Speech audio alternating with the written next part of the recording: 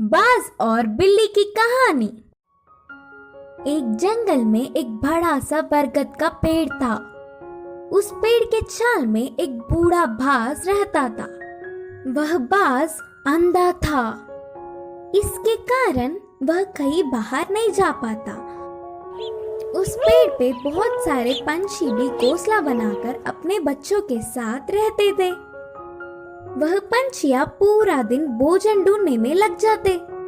यह बूढ़ा बाज पंछियों के बाहर जाने पर उनकी बच्चों को अच्छी अच्छी कहानियां बोलते हुए ध्यान रखता। शाम को घर लौटने वाले पंछी उनके लाए हुए भोजन में थोड़ा सा बाज को भी देते। ऐसे समय बीतता गया। एक दिन वहाँ से गुजरता हुआ एक बिल्ली पेड़ पे खेल रहे पंछियों के बच्चों को देखा। आहा, बच्चे बहुत नरम हैं। इनका मांस तो बहुत ही अच्छा होगा।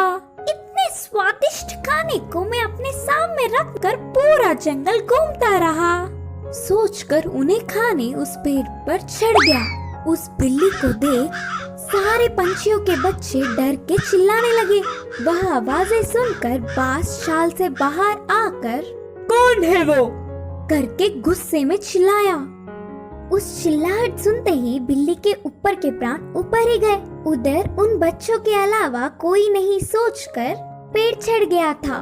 पर अब बाज को देख कांपने लगी। बचने के लिए उसे कोई रास्ता नहीं दिखा। जो होगा सो होगा सोचकर साहस करके कहा, हाँ, मैं एक बिल्ली हूँ। आपके आज्ञा के बिना इस पेड़ पर चढ़ के आने के लिए माफी चाहता हूँ। तब तुरंत बाज, क्या तुम बिल्ली हो?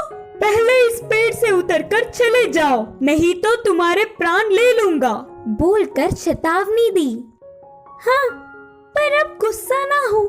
मेरा जन्म बिल्ली जात का होने पर भी उस जात के लक्षण नहीं आए।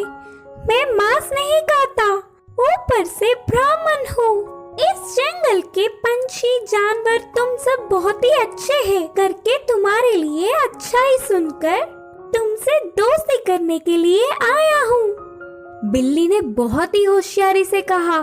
बिल्ली के बातें सुनकर बाज बहुत खुश हुआ। इससे बिल्ली बाज की और तारीफ करने लगी।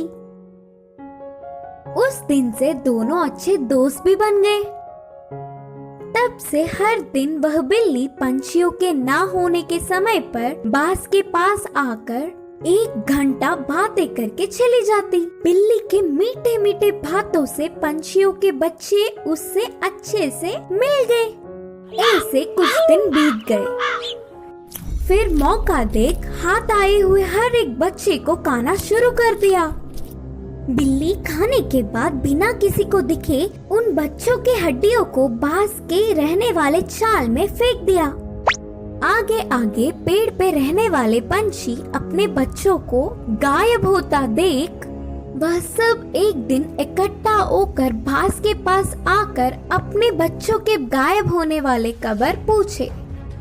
अंधा बाज उसे कुछ नहीं पता, लेकिन सारे पंछी बाज के घर जाकर देखा तो पूरा छाल पंछी के बच्चों की हड्डियों से भरा पड़ा था। बिल्ली के बारे में ना कुछ जाने बिना सारे पंछी बाज ही उनके बच्चों को मारकर खाया होगा सोचकर उस बूढ़े बाज को अपने नुकीले चोंचों से वार कर करके मार दिया। करके पीड़ित होते हुए बाज ने अपने प्राण छोड़े। इस कहानी की शिक्षा है कि जन्मजात के लक्षण मरने से भी नहीं मिटते।